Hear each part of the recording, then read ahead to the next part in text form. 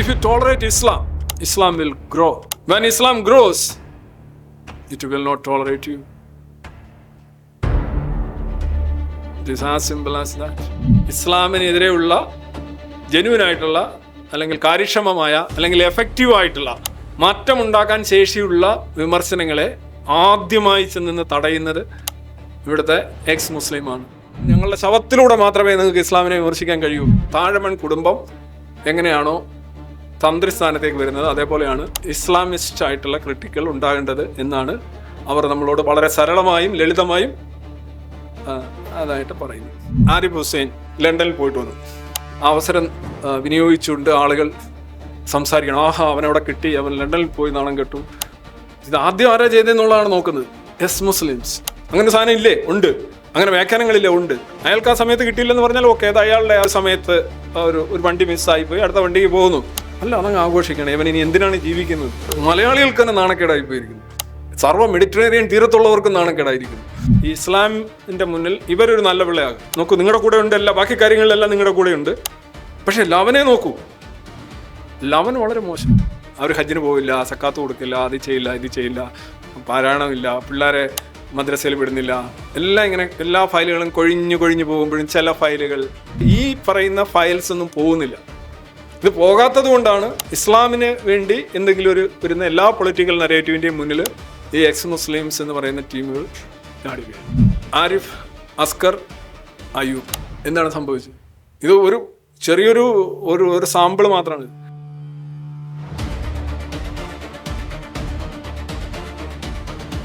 ഇരകളി എന്നുള്ളൊരു പ്രസൻറ്റേഷനാണ് ഞാൻ ഇന്ന് ഇവിടെ അവതരിപ്പിക്കുന്നത്. ഇരകളി എന്ന് പറയുമ്പോൾ ബേസിക്കലായിട്ട് ഞാൻ കഴിഞ്ഞ കുറേ വർഷങ്ങളായിട്ട് കേരളത്തിലെമ്പാടും പറഞ്ഞുകൊണ്ടിരിക്കുന്നൊരു കാര്യമാണ്.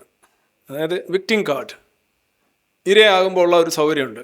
ഇപ്പോൾ നിങ്ങൾ പരാതി അല്ലെന്നുണ്ടെങ്കിൽ വിലാപങ്ങൾ ഉയർത്തുന്ന ഒരു വ്യക്തിയാണെന്നുണ്ടെങ്കിൽ നിങ്ങൾക്ക് മറുവശത്തു നിന്നുള്ള വിലാപങ്ങളോ പരാതികളോ ഒന്നും കേൾക്കേണ്ടതില്ല. കാര്യം നിങ്ങൾ ആദ്യമേ ഈ സാധനം എടുത്തങ്ങ് വെക്കുകയാണ്. പിന്നെ നിങ്ങൾ ഒരു ഒപ്രസ്ഡ് ആയിട്ടുള്ള വ്യക്തിയാണ്, പീഡിപ്പിക്കപ്പെടുന്ന വ്യക്തിയാണ്. അപ്പോൾ നിങ്ങൾക്ക് കൂടുതൽ പരിഗണനകളും പ്രിവിലേജുകളും സ്വാഭാവികമായിട്ടുണ്ടാവും. അപ്പോൾ ഇരവാദം ബേസിക്കലി എല്ലാവരും ഓക്കെ, നമ്മളെ വ്യക്തി ജീവിതത്തിലൊക്കെ ചെയ്യാറുണ്ട്. നമുക്ക് വയ്യ, ഇതാണ് പ്രശ്നങ്ങൾ, തലചായ്ക്കാൻ ഒരിടം, അല്ലെങ്കിൽ പൊട്ടിക്കരയാൻ ഒരു ചുമൽ എന്നൊക്കെ പറയുന്ന രീതിയിലും നമ്മൾ പ്രയോഗിക്കാറുണ്ട്. പക്ഷേ ഇതിൻ്റെ രാഷ്ട്രീയ സാധ്യതകൾ വളരെ മാരകമാണ്. കാരണം നമ്മളിപ്പോൾ രാഷ്ട്രീയത്തിൽ ഏറ്റവും വലിയൊരു വിഷയമായിട്ട് കാണുന്നത് വളരെ ഷീറായിട്ടുള്ള കട്ടായിട്ടുള്ള അക്രമമാണ്. അതിൻ്റെ ഒരു എക്സ്ട്രീം വേർഷനാണ് നമ്മൾ ഈ ടെററിസം, ഭീകരവാദം, തീവ്രവാദം എന്നൊക്കെ പറയുന്നത്. ഈ തീവ്രവാദത്തെക്കാൾ ഭീകരമാണ് യഥാർത്ഥത്തിൽ ഈ ഇരവാദം. കേൾക്കുമ്പോൾ തോന്നിയേ ഇരവാദം എന്ന് പറഞ്ഞാൽ എന്താ പറയുക, പരാതി പറയുന്നത് നിനക്ക് വേണേ കേട്ടാൽ പോരെ എന്നൊക്കെ ആയിരിക്കും ആളുകൾ കരുതുന്നത്. അങ്ങനെയല്ല, പൊളിറ്റിക്സിൽ അങ്ങനെയല്ല. Because it can be A consistent narrative. ഭീകരവാദം എന്ന് പറയുന്നത് ഒരു ദിവസം ചെയ്യാനൊക്കെ വലിയ ബുദ്ധിമുട്ടാണ്. പിടിച്ചു കഴിഞ്ഞാൽ പിന്നെ NIA അങ്ങനെ ഒരുപാട് വിഷയങ്ങളാണ്. ഇരവാദം അങ്ങനെയല്ല. ഒരു കൺസിസ്റ്റൻറ്റ് ആൻഡ് ചീപ്പ് എന്ന് പറഞ്ഞാൽ ഒരു ചിലവും ഇല്ലാതെ കൺസിസ്റ്റൻ്റ് ആയിട്ട് നടത്താൻ കഴിയുന്ന, വെപ്പൺ ഉപയോഗിക്കാത്ത കൈൻഡ് ഓഫ് പൊളിറ്റിക്കൽ ടെററിസമാണ് ഇരവാദം. നിങ്ങൾക്ക് ഇത്രയൊക്കെ സംഭവം ഉണ്ടോ? ലോകം മുഴുവൻ നടന്നുകൊണ്ടിരിക്കുന്ന കാര്യം ഇതാണ്. ഞാനത് 4 വാക്ക് വെച്ചിട്ടാണ് പറയുന്നത്: ഇരവാദം, ഭീകരവാദം, വീരവാദം, മറുവാദം. അതിൽ ഇരവാദത്തെക്കുറിച്ച് തന്നെയാണ് ഞാൻ സംസാരിക്കുന്നത്. അപ്പോൾ ഇത് actually it's A terrorism without weapons. And ഇതിൻ്റെ ഒരു പ്രത്യേകത എന്ന് പറഞ്ഞാൽ ഇത് കൺസിസ്റ്റൻ്റ് ആയിട്ട് ഉപയോഗിക്കാൻ കഴിയും, വളരെ കോസ്റ്റ് ഫ്രീ ആണ്. പിന്നെ ഉപയോഗിക്കുന്ന ആളോട് തിരിച്ചൊന്നും പറയില്ലല്ലോ. ഇപ്പോൾ ഉദാഹരണമായിട്ട് ഞാൻ ജസ്റ്റ് ഒരു തുടക്കം ഇട്ടാണ്. ഇസ്രായേൽ പാലസ്തീൻ വിഷയത്തിലോട്ട് ചെല്ലുമ്പോൾ നിങ്ങളങ്ങോട്ട് ചെല്ലുന്ന ഉടനെ എന്ന് പറയുകയാണ്, നോക്കൂ, പാലസ്തീനിലെ ഇത്രയും കുട്ടികളുടെ ജീവനെടുത്ത ഇസ്രായേലിനെ മറ്റേ ആ കുട്ടി, ഈ കുട്ടി, കുഞ്ഞ് അവിടെ ഇരിക്കുമ്പോൾ കുഞ്ഞിൻ്റെ ഹെലികോപ്റ്ററിൽ നിന്ന് വെടിവെച്ച് നിങ്ങൾ കണ്ടില്ലേ? നമ്മൾ പറയാൻ വരുന്നത് എന്താണ്? ഈ പ്രശ്നം ഒക്ടോബർ 7 തുടങ്ങി. അന്ന് 1200 പേരെ വളരെ ബ്രൂട്ടലായിട്ട് കുറേ പേരെ കൊന്നു, കുറേ പേരെ ബലാത്സംഗം ചെയ്തു, കൊച്ചു കുട്ടികളെ. ഇത് ബേബി കില്ലേഴ്സ് എന്നാണല്ലോ പറയുന്നത്, പക്ഷേ ഇത് ടോഡ്ലേഴ്സാണ്. ടോഡ്ലേഴ്സ് എന്ന് പറയാം, നീന്തുന്ന പരുവത്തിലുള്ള. ഇത് പറയാനായിട്ടാണ്, അതാണല്ലോ യഥാർത്ഥ കാരണം, അതാണല്ലോ തുടക്കം, അതാണല്ലോ നമ്മൾ പറയാൻ ചെല്ലുന്നത്. അപ്പോഴാണ് 4 വശത്തു നിന്നും പറയുന്നത് 72,000 പേര് 2.5 വർഷത്തെ യുദ്ധത്തിൽ കൊല്ലപ്പെട്ടതിനെ കുറിച്ച് നിങ്ങൾക്ക് എന്താണ് പറയാനുള്ളത്? അപ്പോൾ അത് മറുവാദം തന്നെ അവിടെ യഥാർത്ഥ വസ്തുത തന്നെ അവിടെ പറയാൻ പറ്റാത്തൊരവസ്ഥയാണ്. ഈ രീതിയിൽ പൊളിറ്റിക്കലായിട്ട് ഇരവാദം ഉന്നയിച്ചുകൊണ്ടിരിക്കുക എന്ന് പറയുന്നത് ഇന്നത്തെ പൊളിറ്റിക്സ് നമ്മൾ കാണുന്ന ഒരു കാര്യമാണ്. അതിൽ ഏറ്റവും പ്രധാനപ്പെട്ട ഒരു കാര്യമാണ് അയൻ ഹിർസി അലി. അയൻ ഹിർസി അലി 2023 ഒരു എക്സ് മുസ്ലിം ആയിരുന്നു. അവർ ക്രിസ്ത്യാനിറ്റിയിലേക്ക് പോയി. അവർക്ക് വലിയ പരിചയമില്ലാത്ത ഒന്നാണ്. ഒരു സോമാലിയനാണ്. ഞാൻ ഒരുപാട് പ്രാവശ്യം അയൻ ഹിർസി അലിയെക്കുറിച്ച് പറഞ്ഞിട്ടുള്ളതാണ്. ഈവൻ നാസ്തിയനായ ദൈവത്തിൽ വരെ പരാമർശമുണ്ട്. ഇവർ സോമാലിയക്കാരിയായിരുന്നു. മതപീഡനം കാരണം നെതർലൻഡ്സിൽ പോയി അവിടെ പാർലമെൻറ്റേറിയൻ ആയി. അവിടെ പിന്നീട് തിയോ വാൻ ഗോഗ് എന്ന് പറയുന്ന ഒരു സംവിധായകൻ ഇവരെക്കുറിച്ചൊരു ഡോക്യുമെൻ്ററി എടുത്തതിൻ്റെ പേരിൽ തിയോ വാൻ ഗോഗിനെ ആംസ്റ്റർഡാമിലെ തെരുവിലിട്ട് കൊലപ്പെടുത്തിയതൊക്കെ നിങ്ങൾക്കറിയാം. അങ്ങനെ അവർ ജീവനിൽ കൊതിയുള്ളത് കൊണ്ട് അവരവിടുന്ന് നാട് വിട്ടു പോകുന്നു. പല രാജ്യങ്ങളിലും ജീവിക്കുന്ന അവസാനം അമേരിക്ക വരുന്നു. ഇപ്പോൾ അമേരിക്കയിലാണുള്ളത്. അവർ ആഫ്രിക്കനാണ്, എഡ്യൂക്കേറ്റഡ് ആണ്. ഇസ്ലാമിൻ്റെ സ്ത്രീകളോടുള്ള സമീപനത്തിൻ്റെ എല്ലാ ന്യൂനതകളും അതിഭീകരമായി അനുഭവിച്ച വ്യക്തിയാണ്. നല്ല എഴുത്തുകാരിയാണ്, നല്ല പ്രാസംഗികയാണ്, ഒരു ഇൻ്റലക്ച്വലാണ്. അവർ ആദ്യം റിച്ചർഡ് ഡോക്കിൻസിനോടൊപ്പമൊക്കെ സഹകരിച്ചു പോയി. അവസാനം 2023 അവർ പറഞ്ഞു ഈ സെക്കുലറിസവും എത്തീസവും കൊണ്ടൊന്നും ഒരു ഗുണമില്ല. കാരണം ഇസ്ലാം പോലെയുള്ള പ്രത്യയശാസ്ത്രങ്ങൾ യൂറോപ്യൻ ലിബറൽ സമൂഹങ്ങളെ കീഴടക്കിക്കൊണ്ടിരിക്കുകയാണ്. അവിടെ സെക്കുലറിസത്തിന് പ്രത്യേകിച്ച് ഹാംലെസ് സെക്കുലറിസം എന്നാണ് പറയുന്നത്. എത്തീസം അതിനൊന്നും ആയുധങ്ങളില്ല, അതിന് ഫോഴ്സ് ഇല്ല. അതെങ്ങനെ ഞങ്ങളെ സംരക്ഷിക്കും? ഞാനൊരു പലായനം ചെയ്യപ്പെട്ടു വരുന്നൊരു ഒരു സ്ത്രീയാണ്. എന്നെ സംരക്ഷിക്കാനായിട്ട് സെക്കുലറിസത്തിന് അങ്ങനെയുള്ളൊരു ഫോഴ്സ് ഇല്ല. അപ്പോൾ ഒരു വളരെ എഫക്റ്റീവായിട്ടുള്ള ഒരു റിലീജിയൻ തന്നെ വേണം, അല്ലാതെ ഒരു ഫോഴ്സ് വേണം, അല്ലാതെ ഒരു പ്രൊട്ടക്ഷൻ ഓഫ് എ റെഷീം വേണം. അപ്പം അതുകൊണ്ട് ഞാൻ ചകിതയായി ആണ് അവർ ക്രിസ്ത്യാനിറ്റിയിലേക്ക്. 3 കാരണങ്ങളാണ് പറഞ്ഞത്. ആദ്യത്തെ കാരണം ഇതാണ്: we can counter Islamism with purely secular tools. The lesson I learned is that unless there is a Judeo-Christian tradition to defend, there is little reason to preserve in the face of authoritarian threats. എന്ന് ഉദ്ദേശിച്ച് അവർ ഇസ്ലാമിസത്തെക്കുറിച്ചാണ്. ഒന്നിൽ Christian ജുഡായോ ഫൗണ്ടേഷനുള്ള ഒരു സമൂഹം ഉണ്ടാവണം. മതത്തിന് ഒരു നീതി, അല്ലെന്നുണ്ടെങ്കിൽ മറുമതത്തെ പ്രതിരോധിക്കാൻ കഴിയില്ല. പണ്ട് ചെസ്റ്റർട്ടൺ പറഞ്ഞോണം, നിങ്ങൾ മതം ഇല്ലാതാക്കി കഴിഞ്ഞാൽ അവിടെ സംഭവിക്കുന്നത് വേറൊരു മതം അവിടെ കടന്നു വരികയാണ്. ഒരു അന്ധവിശ്വാസം ഇല്ലാതായി കഴിഞ്ഞാൽ ആ അന്ധവിശ്വാസം പോവും, ആ ഒരു സ്പോട്ടിൽ വേറൊരു അന്ധവിശ്വാസം കടന്നു വരും. അങ്ങനെയാണ് സാധാരണ സംഭവിക്കുന്നത് എന്ന് ചെസ്റ്റർട്ടൺ പരിഹസിച്ചുകൊണ്ട്, എത്തിസ്റ്റുകളെ പരിഹസിച്ചുകൊണ്ട് പറഞ്ഞിട്ടുണ്ട്. അത് അവർ സ്ഥിരം കോട്ട് ചെയ്യുന്നുണ്ട്. രണ്ടാമത്തെ കാര്യം, Christianity has a set of moral values that have evolve. ക്രിസ്ത്യാനിറ്റിയെ സംബന്ധിച്ച് അവർ പറയുന്നു അത് കുറച്ചുകൂടി ഒരു പാസിഫിക് ആയിട്ടുള്ള ഒരു മതമാണ്, സ്നേഹിക്കാനൊക്കെ പഠിപ്പിക്കുന്ന മതമാണ്. നമ്മളതിനെക്കുറിച്ച് അവർ പറഞ്ഞ അഭിപ്രായമാണ് പറയുന്നത്. അപ്പം അങ്ങനെ ഒരു മതമാണത് ക്രിസ്ത്യാനിറ്റി. പിന്നെ അത് ഇവോൾവ് ആയിട്ടുള്ള മൂല്യങ്ങളുണ്ട്. മതം ഇവോൾവ് ചെയ്യുക എന്ന് പറഞ്ഞാൽ വളരെ ഇമ്പോർട്ടൻ്റ് ആണ്. മതം എന്ന് പറഞ്ഞാൽ നിന്നെടുത്ത് നിൽക്കുന്നതാണ്, ഇവോൾവ് ചെയ്യുന്നതല്ല മതം. അപ്പോൾ ക്രിസ്ത്യാനിറ്റിയാണ് ഇവോൾവ് ചെയ്തു. Individual liberty, liberalism, secularism, democracy പോലെയുള്ള മൂല്യങ്ങൾ അത് സാംശീകരിച്ചുകൊണ്ട് ഒരു ആധുനിക ലോകം ഉണ്ടാക്കുന്നതിൽ ക്രിസ്ത്യാനിറ്റി വലിയ ഒരു സംഭാവന നൽകിയിട്ടുണ്ട് എന്നുള്ളതാണ് അവരുടെ രണ്ടാമത്തെ കാരണം. മൂന്നാമത്തെ കാരണം അവർ പറഞ്ഞാണ് ഇന്നത്തെ നമ്മുടെ വിഷയം. Some ex-Muslims, whom she believes, spend more time attacking critics of Islam than confronting Islamic ideology or Islamist ideology. She has argued that the progressive activists act as a useful idiots for Islamists. അവർ എക്സ്-മുസ്ലിമാണ്, ഇസ്ലാമിൽ നിന്ന് പുറത്തു വന്നതിൻ്റെ പീഡനം കാരണം. പക്ഷേ അവർക്ക് ഇസ്ലാമിനെ വിമർശിക്കുമ്പോൾ അവർക്കുണ്ടാകുന്ന 1-ാം number പ്രതിരോധം എക്സ്-മുസ്ലിംസ് എന്ന് പറയുന്ന ഒരു വിഭാഗത്തിൽ നിന്ന് സഹിക്കാൻ വയ്യാത്താണ്. അവരാണ് ഇതിൻ്റെ ഇൻഫൻട്രി സോൾജിയേഴ്സാണ്, ഫസ്റ്റ് ലൈൻ ബോർഡർ അവരെ കടന്ന് ഞങ്ങളുടെ ശവത്തിലൂടെ മാത്രമേ നിങ്ങൾക്ക് ഇസ്ലാമിനെ വിമർശിക്കാൻ കഴിയൂ എന്നുള്ളൊരു സമീപനം എടുക്കുന്ന കുറേ എക്സ് മുസ്ലിം വോക്ക് കൾച്ചറുമായി നടക്കുന്ന കുറേ ആളുകൾ. ഇവർ ഈ 3 കാരണങ്ങളാണ് പ്രധാനമായിട്ടും പറഞ്ഞത്. അത് 2023 why I am now a Christian എന്നുള്ള ലേഖനം വായിച്ചു കഴിഞ്ഞാൽ നിങ്ങൾക്ക് പിടികിട്ടും. പിന്നെ ഇൻ്റർവ്യൂസിലെല്ലാം സ്ഥിരം പറയാം. അപ്പോൾ just notice A third point. X-Muslims അവരാണ് എന്തെങ്കിലും ഇസ്ലാമിനെ പറയുകയാണെങ്കിൽ ആദ്യമായിട്ട് ഈ എക്സ്-മുസ്ലിം ഈ വോക്ക് ലിബറൽ എത്തീസ്റ്റൊക്കെ ആയിരിക്കും അവർ പറയുന്നത്. അവർക്ക് മുഹമ്മദ് ഒരു പ്രശ്നമല്ല, മുഹമ്മദ്, ആയിഷ, ഖുർആൻ, ആയത്ത്, മറ്റേതെല്ലാം മോശമാണ്. പിന്നെന്താണ് മോശമല്ലാത്തത്? അവർക്ക് മോശമല്ലാത്തത് ഇസ്ലാമിനെതിരെ നിങ്ങൾ സംസാരിക്കുമ്പോൾ നിങ്ങൾ ശരിക്കും ഒപ്രസ്ഡ് ആയിട്ടുള്ള ഒരു ന്യൂനപക്ഷത്തെ അല്ലെന്നുണ്ടെങ്കിൽ ഒരു റേസിസ്റ്റ് അറ്റാക്കാണ് നടത്തുന്നത്. ഇസ്ലാം ഒരു റേസാണ്. അതൊരു കുറേ ടേംസ് അവർ ഉപയോഗിക്കും. ഒരു വോക്ക് മാസിസ്റ്റ് ടേംസ് ആണ് ഉപയോഗിക്കുക. Like oppressor, oppressed, colonised, coloniser, ഇങ്ങനെ കുറേ ടേമുകൾ ഉപയോഗിക്കും. ഇതെല്ലാം കൂടെ വെച്ചുകൊണ്ട് അവർ ഇസ്ലാമിനെ അങ്ങനെ വിമർശിക്കാൻ പാടില്ല എക്സ് മുസ്ലിംസ് പറയുന്നു. ഇത് നോക്കുക. അപ്പം നമ്മൾ കരുതുന്നത് എന്താണ്? ഈ മതത്തെ വിമർശിച്ച് നന്നാക്കാം, മതത്തെ കൂടുതൽ ലിബറലൈസ് ചെയ്യാം, കൂടുതൽ നന്നാക്കാം എന്നൊക്കെ കരുതിയിരിക്കുന്ന ഒരു നമ്മളിപ്പം അതുകൊണ്ടാണല്ലോ ഇങ്ങനെയൊക്കെ സംസാരിക്കുന്നത്. കുറച്ചുകൂടെ നല്ലൊരു ലോകം ഉണ്ടാക്കുക, അതിൻ്റെ ഈ കൊമ്പും പല്ലും നഖങ്ങളും ഒക്കെ ഇല്ലാതെ പറിച്ച് കളഞ്ഞുകൊണ്ട് കുറച്ചുകൂടെ ഒരു മനുഷ്യ സഹജമായ ഒരു മാനവികതയുള്ള ഒരു ഇൻസ്റ്റിറ്റ്യൂഷനായിട്ട് അത് മാറ്റുക എന്നുള്ളതാണ്. അതിന് കോൺസ്റ്റൻ്റ് ആയിട്ടുള്ള വിമർശനങ്ങൾ വേണ്ടി വരും, ചിലപ്പോൾ റിഡിക്യൂൾ വേണ്ടി വരും, ഹാർഷായിട്ടുള്ള വിമർശനങ്ങൾ വേണ്ടി വരും. അതുകൊണ്ടാണല്ലോ ക്രിസ്ത്യാനിറ്റി ഇന്ന് അവർ പറയുന്ന അവസ്ഥയിൽ എത്തിയത്.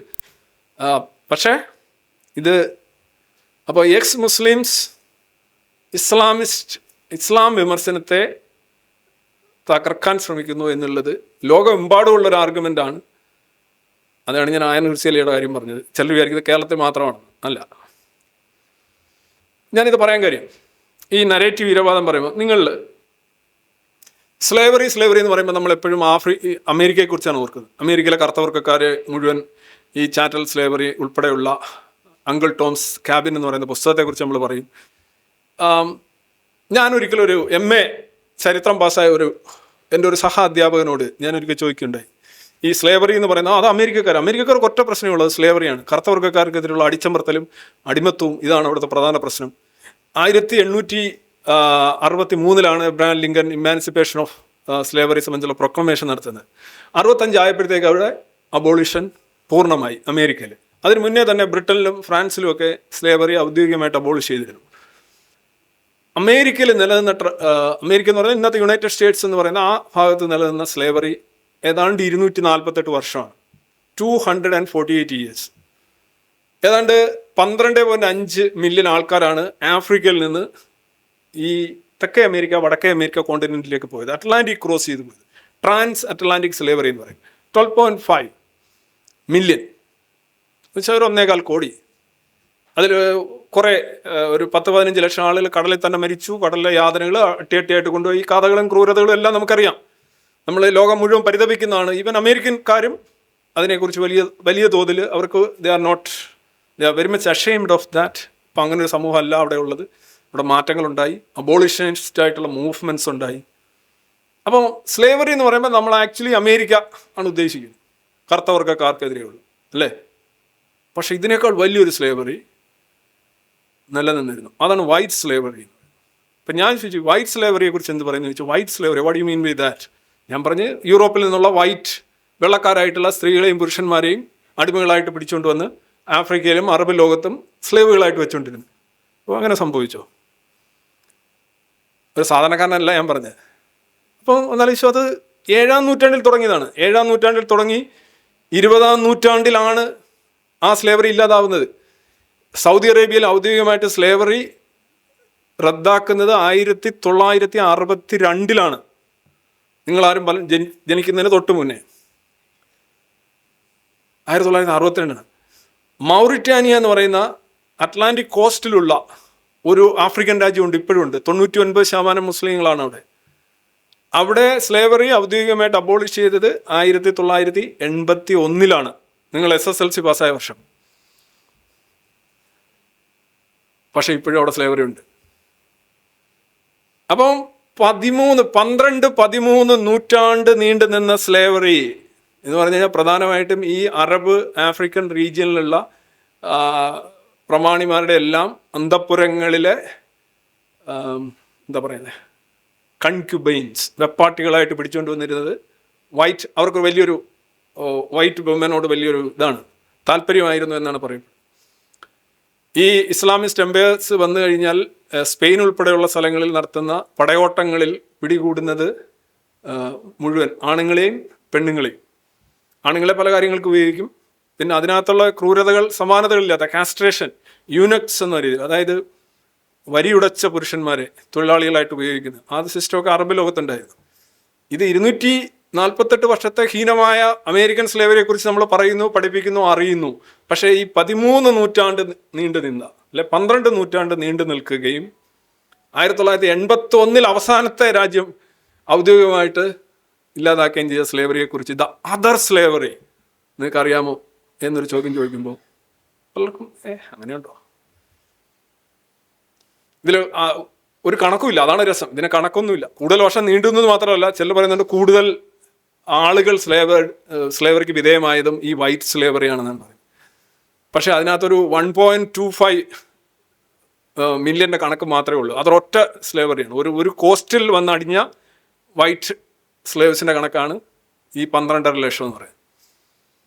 അപ്പം ബാക്കിയുള്ളതിനൊക്കെ കണക്ക് സൂക്ഷിക്കുന്നില്ല. പക്ഷെ അമേരിക്കയിലെ കണക്കെല്ലാം കൃത്യമാണ്. എവിടെയായാലും, ഞാൻ പറഞ്ഞല്ലോ, സ്ലേവറി എവിടെയായാലും മാനവിക വിരുദ്ധമാണ്, ഹീനമാണ്, നിന്ദ്യമാണ്.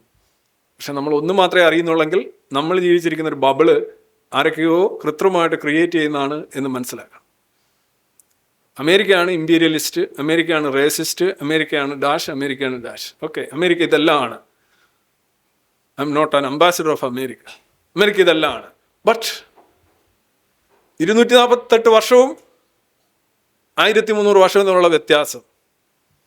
ഇവരാണ് അമേരിക്കയ്ക്ക് ഈ നെഗറ്റീവുകളെല്ലാം ഇന്ന് നോക്കും. മുഴുവൻ അമേരിക്കയിൽ ഇതാണ്, മുഴുവൻ കറുത്തവർക്കാരനെതിരെയുള്ള. ആരായി പറയുന്നത്? Arabs, Afrikaans. ആഫ്രിക്ക ഉള്ളിലുള്ള സ്ലേവറി ഭയങ്കരമാണ്. ആഫ്രിക്കയിലുള്ളയിൽ ആഫ്രിക്കക്കാരെ സ്ലേവ് ആയിട്ട്, അത് കണ്ടുകൊണ്ടാണ് അമേരിക്കക്കാരും അവരൊക്കെ പുറത്തുനിന്ന് വന്ന് എടുത്തുകൊണ്ട് പോയത്. സ്ലേവറി അവിടെ കൊണ്ടുവരില്ല. ഇപ്പോൾ നമ്മുടെ ഒരു നാട്ടിൽ വരികയാണ്, ഒരു സ്ഥലത്ത് വരികയാണ്, അവിടുത്തെ സ്ലേവിനെ കിട്ടുമെന്ന് അറിയാൻ എങ്ങനെയാണ് സ്ലേവിനെ കിട്ടുന്നത്? അവിടെ സ്ലേവറി ഉണ്ടായിരിക്കണം. അവിടെ സ്ലേവറി ഉണ്ടെങ്കിൽ പുറത്തുനിന്ന് വന്നൊരുത്തൻ സ്ലേവിനെ പിടിച്ചുകൊണ്ട് പോകും. അങ്ങനെയല്ലേ? സിമ്പിൾ.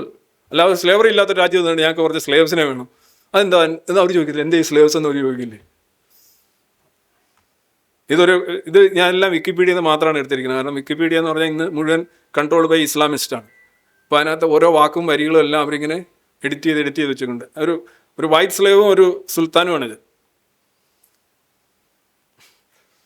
1888 വർഷത്തിൽ ഇതാണ് വൈറ്റ് സ്ലേവ് എന്നൊക്കെ ചിന്തിക്കാൻ കഴിയും. ഇന്നിപ്പോൾ അമേരിക്കയിലൊക്കെയാണ് ഈ വെളുത്ത വർഗ്ഗക്കാർ ഈ കഴുത്തിൽ ചങ്ങല ഇട്ടുകൊണ്ട് കുറ്റബോധം പേറിക്കൊണ്ട് ഞങ്ങളുടെ പിതാമഹന്മാർ നിങ്ങളുടെ പിതാമഹന്മാരെ പീഡിച്ചതിൻ്റെ കുറ്റബോധം കാരണം ഞാനിങ്ങനെ ചെയ്യുന്നു എന്ന് പറഞ്ഞുകൊണ്ട് നടക്കുന്ന വോക്ക് ആളുകളുണ്ട്.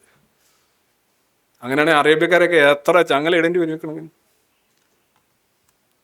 ഇതൊരു പുസ്തകമുണ്ട്, ദ റോബർട്ട് സി ഡേവിസിൻ്റെ ക്രിസ്ത്യൻ സ്ലേവ്സ് മുസ്ലിം മാസ്റ്റേഴ്സ് എന്ന് പറയുന്ന പുസ്തകമുണ്ട്. ഇട്ടുവാണെങ്കിൽ ഒന്ന് വായിക്കാം. അതിൻ്റെ ഒരു ഡീറ്റെയിൽസാണ് ഞാൻ മൊത്തം പറഞ്ഞത്. ഞാനധികം അതിലേക്ക് കേൾക്കുന്നില്ല. അതിൻ്റെ ഒരു ആമസോൺ റിവ്യൂ ആണ് അപ്പുറത്ത് എഴുതിയിരിക്കുന്നത്. നമ്മൾ വിഷയത്തിലേക്ക് കിടക്കാം. കേരളത്തിലെ എക്സ് മുസ്ലിംസിന് അല്ലെ ഇസ്ലാം ക്രിറ്റിസിസത്തെ കുറിച്ച് പറയുകയാണെങ്കിൽ, ഞാൻ ഈ പണി തുടങ്ങിയ കുറേ വർഷം ആയതുകൊണ്ട് ഞാൻ പറയുകയാണ്, വളരെ കഷ്ടമാണ് കാര്യങ്ങൾ. ഒന്ന്, ഇപ്പോൾ ശബരിമല തന്ത്രി ആകുന്ന ആരാന്ന് ചോദിച്ചു കഴിഞ്ഞാൽ താഴമൺ കുടുംബത്തിലെ ആളുകളാണ്. അതും തള്ള വഴിയുള്ളത് പറ്റില്ല, തന്ത വഴിയുള്ള ആളുകളായിരിക്കണം എന്നാണ് പറയുക. കാരണം അപ്പം ഇതിനകത്ത് ശബരിമലയിലെ തന്ത്രി സ്ഥാനത്ത് നിന്ന് മാറ്റണം, മകനെ നിയമിക്കണം എന്നാണ്. മകൻ PhD FRCS ഒക്കെ പാസ്സായ ആളാണോ? അല്ല. മകനെ നിയമിക്കണം എന്ന് പറയുന്നത് ജനറ്റിക് ട്രാൻസ്ഫറാണ് അല്ലേ? ജീവിതം എന്ന് പറയുന്നത് ലൈംഗികമായി പടരുന്ന ഒരു രോഗമാണ് എന്ന് പറയുന്നത് പോലെ ഈ നിയമനങ്ങൾ എന്ന് പറയുന്നതും ജനിതകമായി കൈമാറപ്പെടുന്ന ഒരു അവസരമായി മാറുന്നു എന്നുള്ളതാണ്. അപ്പം മകൻ വരുന്നു, മകൻ വീണു കഴിഞ്ഞാൽ മകൻ്റെ മകൻ വീഴുന്നു. അപ്പോൾ ഒരു കുലത്തൊഴിലാണ് ഈ സംഗതി. സംഹൗ ഐ ഡോണ്ട് നോ, കേരളത്തിലെ ചില ആൾക്കാർ പറയുന്നത് ഈ ഇസ്ലാമിനെ ക്രിറ്റിസൈസ് ചെയ്യുന്നതാണെങ്കിൽ ഇതേ രീതി ആയിരിക്കണം എന്നാണ്. ഒരു കുലത്തൊഴിലാണ്. അതായത് ഒന്ന്, നിങ്ങൾ ഇസ്ലാമിനെ ക്രിറ്റിസൈസ് ചെയ്തെങ്കിൽ നിങ്ങൾ ഇസ്ലാം ആയിരിക്കണം, നല്ല ഇസ്ലാം ആയിരിക്കണം, അപ്രൂവ്ഡ് ആയിരിക്കണം. പിന്നെ വേറെ കുറേ സാധനങ്ങളൊക്കെ ഉണ്ട്. അതിന് പുറത്തുള്ളവർ ക്രിറ്റിസൈസ് ചെയ്യാൻ പാടില്ല.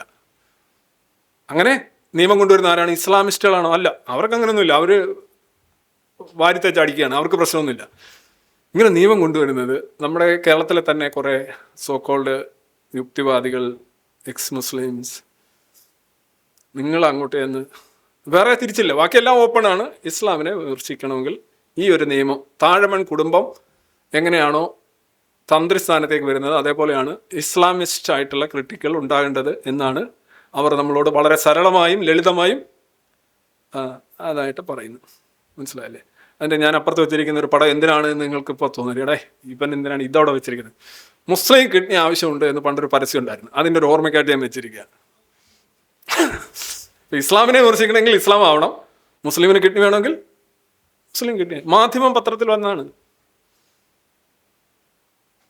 ഓക്കെ. ഇനി വേറൊരു സാധനം.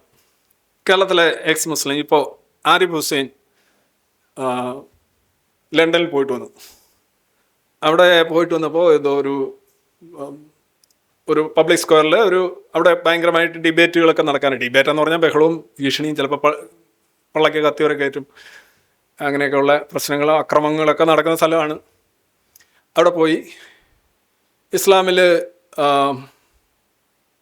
വിവാഹേതര ബന്ധത്തിൽ പിറന്ന സ്ത്രീയുടെ മകളെ, അല്ലെങ്കിൽ വിവാഹേതര ബന്ധത്തിൽ പിറന്ന മകളെ വിവാഹം കഴിക്കാമോ എന്നുള്ള വളരെ മനോഹരമായൊരു ചോദ്യം അതിന് ഇസ്ലാം നൽകുന്ന മറുപടി ആകാം എന്നാണ് എന്നുള്ള രീതിയിൽ ആരിഫ് പറഞ്ഞു. അതിൻ്റെ ഒരു ആയത്തുണ്ടെന്ന് പറഞ്ഞു. ആയത്തെന്ന് പറഞ്ഞു കഴിഞ്ഞാൽ ഖുർആനിലുള്ളതാണ്. ഹദീസ്, അങ്ങനെ പല പല സാധനമുണ്ട്. അതിപ്പോൾ ആയത്ത് എവിടെയെന്ന് നോക്കിയിട്ട് അങ്ങനെ വരുന്ന ഏതാണ്ടൊക്കെ വരുന്ന ആയത്തുകളൊക്കെ ഉണ്ട്. ആയത്തുകളുടെ ഒരു സാങ്ഷൻ, ഒരു അപ്രൂവൽ ഉള്ള സാധനമാണ്. പക്ഷെ പെട്ടെന്ന് പുള്ളിക്ക് എടുത്തു കൊടുക്കാൻ പറ്റിയില്ല. അത് ഭയങ്കരമായിട്ട് പെട്ടെന്ന് തപ്പുന്നു, നോക്കുന്നു, കിട്ടുന്നില്ല. ഉടനെ വളഞ്ഞിട്ട് പുള്ളിക്കെതിരെ എന്തോ മുജ്ജന്മ പക എന്നൊക്കെ പറയുമല്ലോ, ആ അവസരം വിനിയോഗിച്ചുകൊണ്ട് ആളുകൾ സംസാരിക്കണം. ആഹാ, അവനവിടെ കിട്ടി, അവൻ ലണ്ടനിൽ പോയി നാണം കെട്ടു, അതാണ് ഇതാണ് എന്നൊക്കെ ഇങ്ങനെ പറയണം. ഇത് ആദ്യം ആരാ ചെയ്തതെന്നുള്ളതാണ് നോക്കുന്നത്. എസ് മുസ്ലിംസ് അവരിങ്ങനെ പോസ്റ്റ് ഇട്ട് അർമാദിക്കുകയാണ്. എന്താ കാര്യം? ഒന്നുമില്ല. എന്തെങ്കിലും തെറ്റായാലും ചെയ്തോ? ഇല്ല, അതൊക്കെ കിട്ടിയില്ല. ഓക്കെ, സമയത്തെടുത്ത് നോക്കിയപ്പോൾ കിട്ടിയില്ല, ആയിക്കോട്ടെ. ഒരു ടെക്നിക്കൽ അങ്ങനെ സാധനം ഇല്ലേ? ഉണ്ട്. അങ്ങനെ വ്യാഖ്യാനങ്ങളില്ലേ? ഉണ്ട്. അയാൾക്ക് ആ സമയത്ത് കിട്ടിയില്ലെന്ന് പറഞ്ഞാൽ ഓക്കെ, അത് അയാളുടെ ആ ഒരു സമയത്ത് ഒരു വണ്ടി മിസ്സായിപ്പോയി, അടുത്ത വണ്ടിക്ക് പോകുന്നു. അല്ല, അതങ്ങ് ആഘോഷിക്കണം. ഇവൻ ഇനി എന്തിനാണ് ജീവിക്കുന്നത്? എന്തിനി ജീവിക്കണം? മലയാളികൾക്ക് തന്നെ നാണക്കേടായി പോയിരിക്കുന്നു. സർവ്വ മെഡിറ്ററേനിയൻ തീരത്തുള്ളവർക്കും നാണക്കേടായിരിക്കുന്നു. എന്തൊക്കെയോ ഇങ്ങനെ പറയും. ആരാണെന്ന് പറഞ്ഞു കഴിഞ്ഞാൽ ആയൻ ഹിർസി അലി പറഞ്ഞ അതേ ഇതാണ്. ഇവർ പറയുന്നത്, നിങ്ങൾ ഈ ഇറച്ചി വെട്ടുകാരുമുണ്ട്, സർജന്മാരുമുണ്ട്. രണ്ടുപേരും കത്തി ഉപയോഗിക്കും, മാംസത്തിലാണ് അവർ വെട്ടുന്നത്. അപ്പോൾ ചില ആൾക്കാർ പറയുന്നത്, ഞങ്ങൾ ഇസ്ലാം വിമർശനം നടത്തുന്നവരാണ്, പക്ഷേ ഞങ്ങൾ ലൈക്ക് സർജൻസ് പോലെയാണ്. ലൈക്ക് ഞങ്ങൾ ഒരു ജീവൻ രക്ഷിക്കാനാണ് ശ്രമിക്കുന്നത്, ഇസ്ലാമിനെ റിഫോം ചെയ്യാനാണ് ഞങ്ങൾ ശ്രമിക്കുന്നത്. ഞങ്ങൾ ഒരു ശകലം പോലും രക്തം കിനിയാതെയുള്ള ശസ്ത്രക്രിയയാണ്. ഞങ്ങൾ ഒരു സതുദ്ദേശത്തോടെ രോഗം ഭേദമാക്കാനുള്ള ശസ്ത്രക്രിയയാണ്. ഞങ്ങൾക്ക് വിദ്വേഷമില്ല, വെറുപ്പില്ല, അതില്ല, ഇതില്ല, ഡാഷില്ല. ഞങ്ങൾ സർജൻസാണ്. പക്ഷെ അവനെ നോക്കൂ, അവൻ ബുച്ചർ, വെട്ടി കീറുകയാണ്, ചോര തെറിക്കുകയാണ്, കുത്തിക്കൊല്ലുകയാണ്, കഴുത്തിറക്കുകയാണ്. ഇങ്ങനെ ഒരു വിഭാഗത്തെ ആൾക്കാരെ അങ്ങ് ഡീഹ്യൂമനൈസ് ചെയ്യുക. അവർ മനുഷ്യർ പോലും അല്ല. ഞാൻ അതിവിക്രമനും പിന്നെ ബാക്കിയൊന്നും പറയണ്ട. So they claim that they are surgeons, and others, they are doing the same thing, but they are using the knife or the scalpel in a different way. So they are called butchers. ഇങ്ങനെയാണ് Ayan ഹിർസി അലിക്കും ഇതുണ്ടായത്. So by ensuring they remain aligned with the major Islamic political narratives, ഇതാണ് അതിനെയൊക്കെ രസം. ഇവർ ശരിക്കും പുസ്തകമൊക്കെ വിമർശിക്കുമായിരിക്കും, പക്ഷേ പ്രധാനപ്പെട്ട political narratives ഉണ്ട് ഇസ്ലാംസിന്, like America വിരുദ്ധത. അപ്പോൾ ചില കേരളത്തിലെ ഇസ്ലാം എക്സ് മുസ്ലിംസിനെയൊക്കെ നോക്കുകയാണെന്നുണ്ടെങ്കിൽ അവർ പറയും മുഹമ്മദ് ശരിയല്ല, ആയിഷ, മുഹമ്മദ്, ഖുർആൻ, ഹദീസ് ആകെ മോശം. പിന്നെന്താണ് ശരി? പിന്നെ അതായത് ഹമാസിനെ കുറിച്ച് എന്ത് പറയുന്നു? ഹമാസിനെ കുറിച്ച് അത് ഇസ്രയേലിലേക്ക് നോക്കൂ, ഇസ്രയേലിനെ കുറിച്ചാണ്. ഇറാനെ കുറിച്ച് ചോദിക്കുമ്പോൾ വേറെ ലെബനനെ കുറിച്ചാണ്. എല്ലാ പൊളിറ്റിക്കൽ നെറേറ്റീവ്, ഇസ്ലാമിസത്തിൻ്റെ എല്ലാ political നെറേറ്റീവിനെ either they are silent or they are siding with, they support as Muslims കേരളത്തിൽ ചെയ്യാണ്. അപ്പം അവരാണ് infantry, first line of defence ആണ് ഇസ്ലാമിൻ്റെ.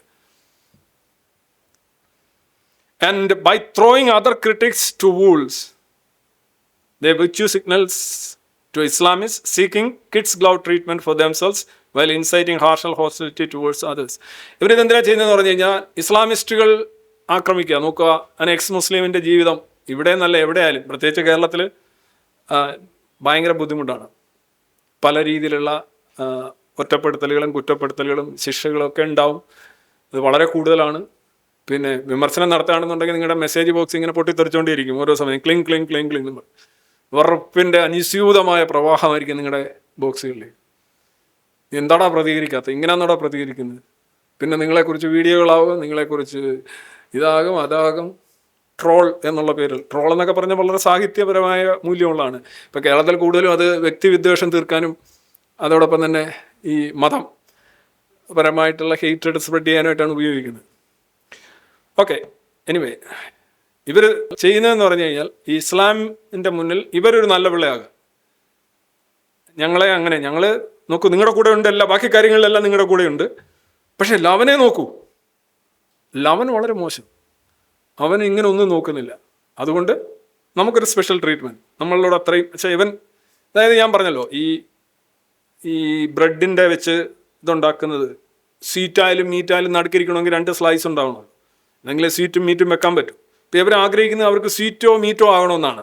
അതിൻ്റെ പാളിയാക്കാൻ താല്പര്യമില്ല. പാളിയാക്കാനായിട്ട് ഇത്തരത്തിലുള്ള ആളുകളെ കൊണ്ടുവെക്കും. അതിപ്പോൾ ആരിഫ് ആയിക്കോട്ടെ. ഫലത്തിൽ സംഭവിക്കുന്നത് എന്താണ്? ഇപ്പോൾ കേരളത്തിൽ തന്നെ ഒരു കഴിഞ്ഞ 5 വർഷം നോക്കുകയാണെന്നുണ്ടെങ്കിൽ ആരിഫ്, അസ്കർ, അയ്യൂബ്, ആ 3A എന്താണ് സംഭവിച്ചത്? ഇത് ഒരു ചെറിയൊരു ഒരു സാമ്പിൾ മാത്രമാണ്. കുറേ പേരുണ്ട്, അവർ ഡിഫൻഡേഴ്സാണ്.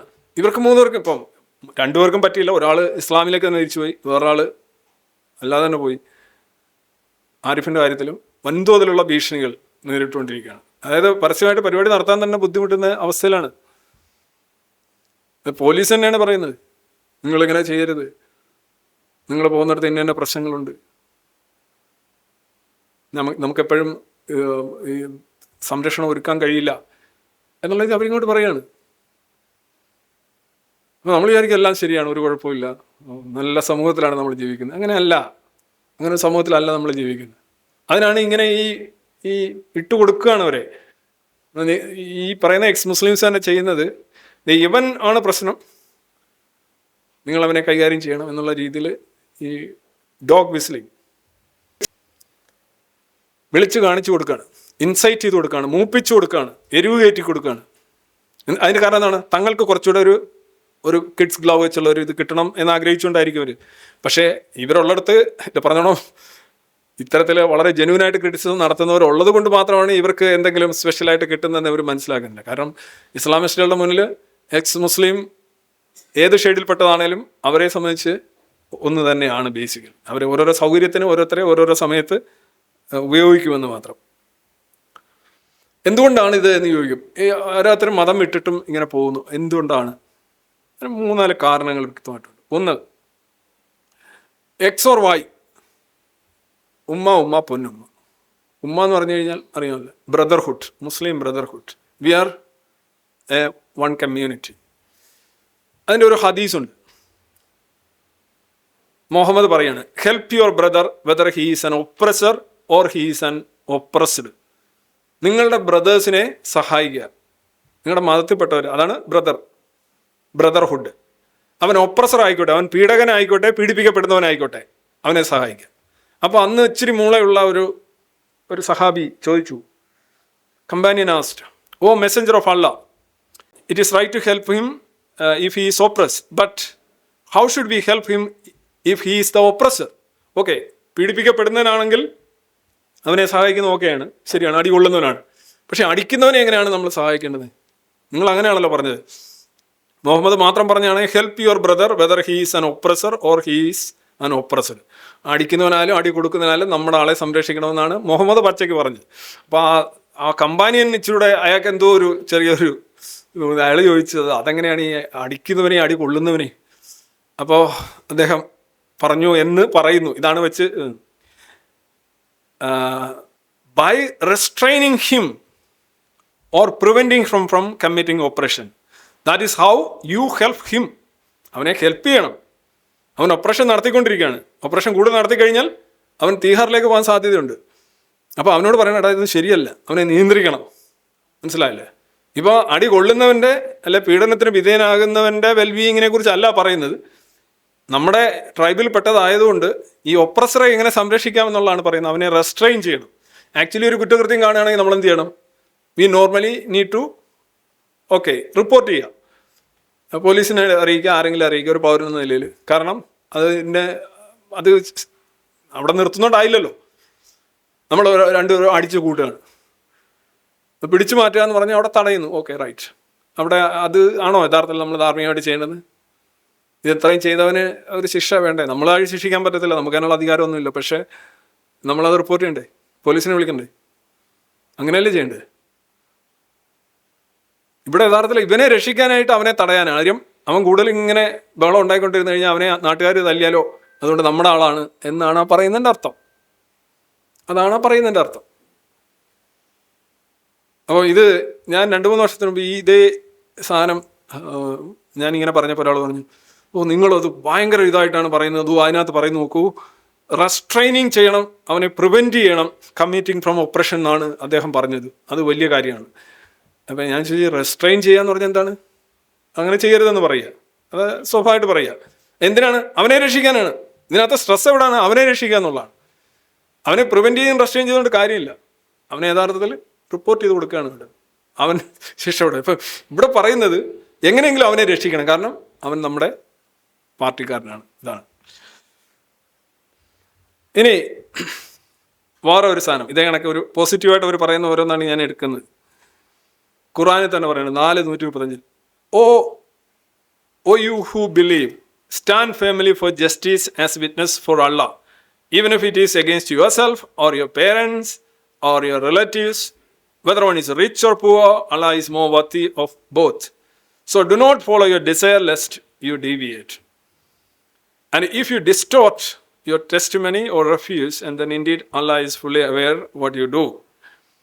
എന്നാൽ അതുപോലെ തന്നെ 45-20 പറയുന്നുണ്ട്, have you seen one who take his own desire. ഇവിടെ ചോദ്യം എന്താണ്? ആദ്യത്തെ വരി നോക്കൂ, ഭീകരമായൊരു വരിയാണ്.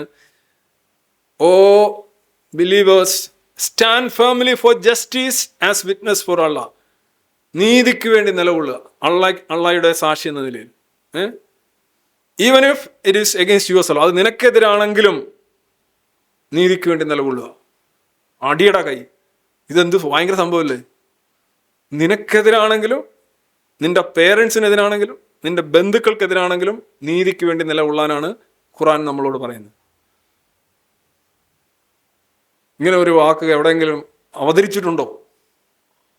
ഇത്രയും വർഷം മനുഷ്യൻ്റെ ആഷിയുടെ ജീവിതം തുടങ്ങിയതിന് ശേഷം ഉണ്ടോ? ഞാൻ കേട്ടിട്ടില്ല.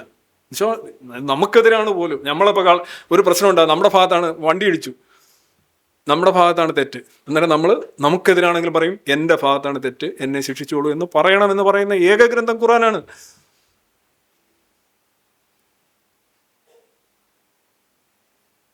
ഖുർആൻ എന്ന സുമ്മാവ അല്ല, ഭയങ്കര സംഭവമാണ്. ഞാനിങ്ങനൊന്നും എങ്ങും കേട്ടിട്ടില്ല കേട്ടോ. ഇനി ഇത് ബാക്കി കാര്യങ്ങളോട് ഞാൻ പറയാം.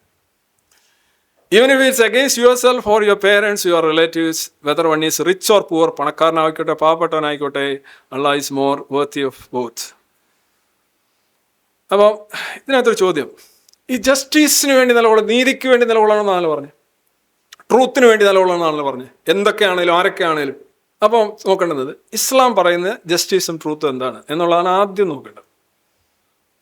ഞാനൊരു കാര്യം പറയാണ്, I don't believe in all like it. ഇപ്പം ഞാനൊരു കാര്യത്തിൻ്റെ മെറിറ്റ് നോക്കി, അത് അയാളുടെ ഭാഗത്താണ് തെറ്റ്, അത് മറ്റേ ഭാഗത്താണ് ശരി.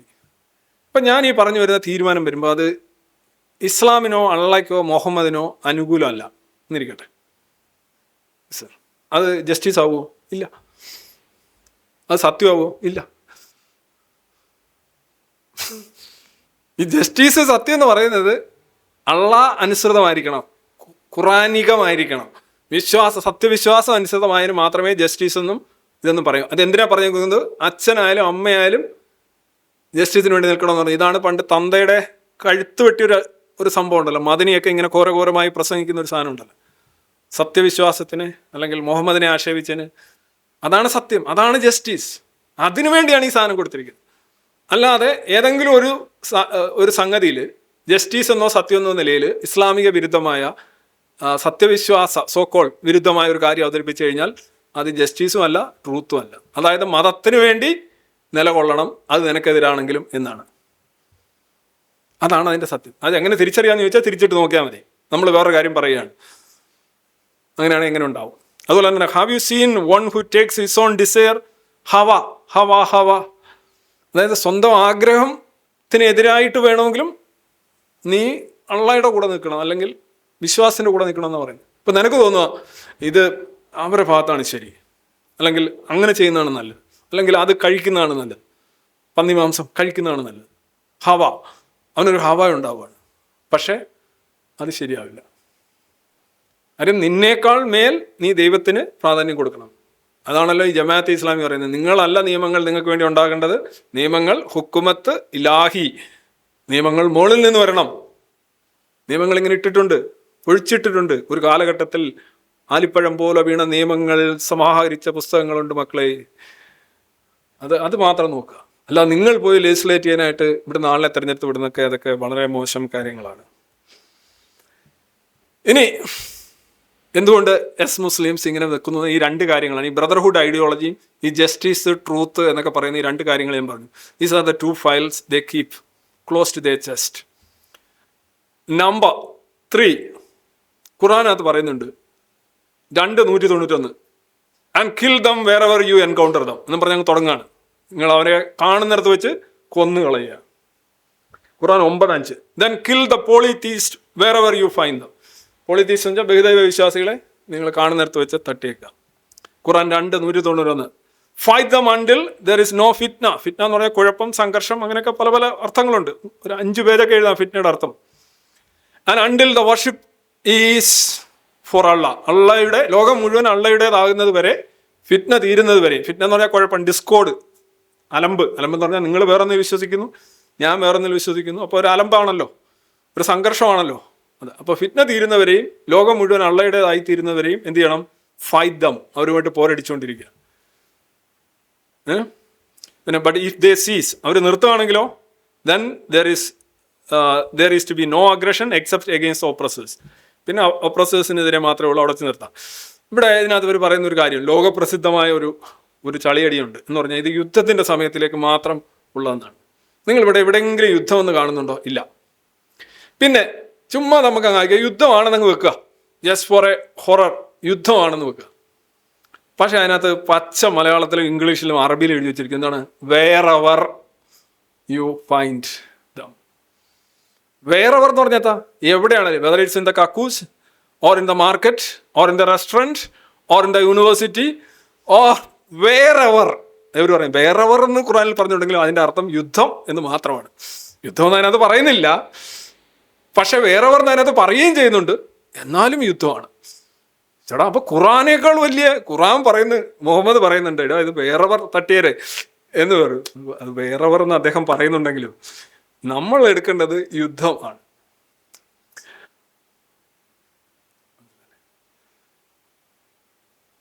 ഞാൻ വേറെവർ എല്ലാം അടിയിലിട്ടിരിക്കുന്നത്. വേറെവർ എന്നുള്ള വാക്കിന്റെ അർത്ഥം എന്താണ്? എവിടെ വെച്ച് കിട്ടിയാലും യുദ്ധം. ആ യുദ്ധത്തിലും ഒക്കെയാണ്, പക്ഷെ യുദ്ധം മാത്രമല്ല, എവരുടെ യുദ്ധം മാത്രമാണ്. ഈ 3 കാര്യങ്ങളാണ് യഥാർത്ഥത്തിൽ ഈ മതം വിട്ടവരെയും ഇതിനോട് ഇങ്ങനെ ഒട്ടിച്ചു നിർത്തുന്നതിൻ്റെ പ്രധാനപ്പെട്ട 3 ബേസിക് ഫാക്ടേഴ്സാണ് ഞാൻ പറഞ്ഞത്. ഇവർ മതം വിടുന്നു.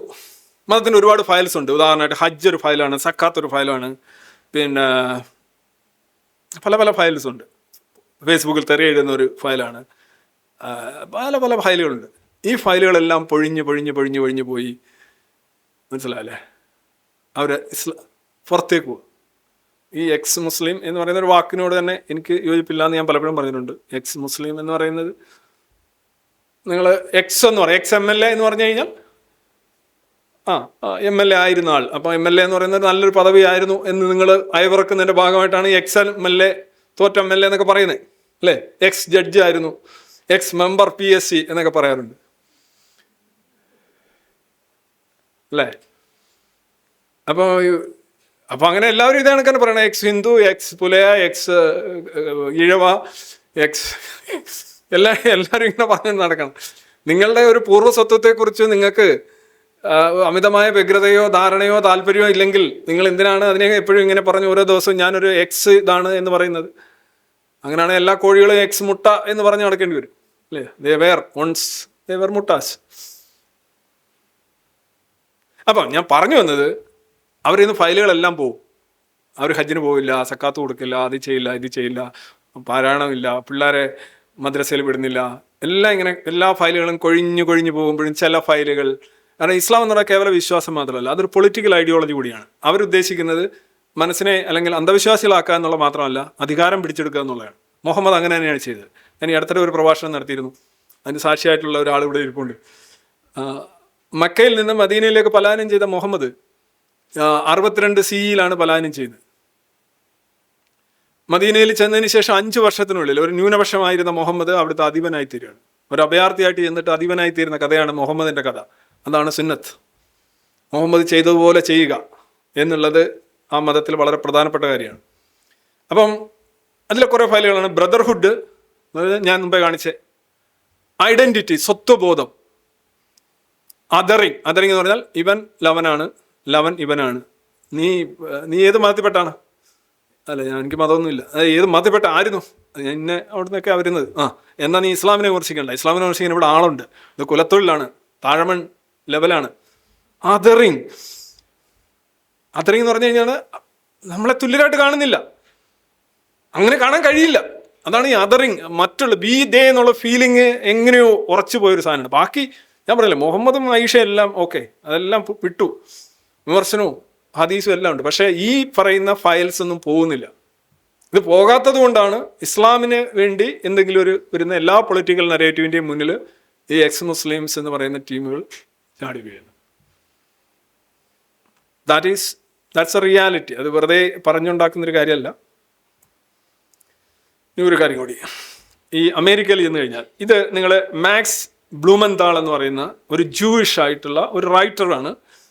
പുള്ളി ഒരു റഷ്യൻ സപ്പോർട്ടറാണ്, ഒരു ഇറാൻ സപ്പോർട്ടറാണ്, ഒരു ഹിസ്ബുള്ള സപ്പോർട്ടറാണ്, ഹമാസ് സപ്പോർട്ടറാണ്, ഭയങ്കര പക്ക ഇസ്രയേലിനെ എതിർക്കുന്ന ആളാണ്. അപ്പോൾ പുള്ളി ഈ അടുത്തിടെ നമ്മുടെ PS മോർഗൻ്റെ ചാനലിൽ വന്നൊരു ഇൻ്റർവ്യൂ ഉണ്ടായിരുന്നു.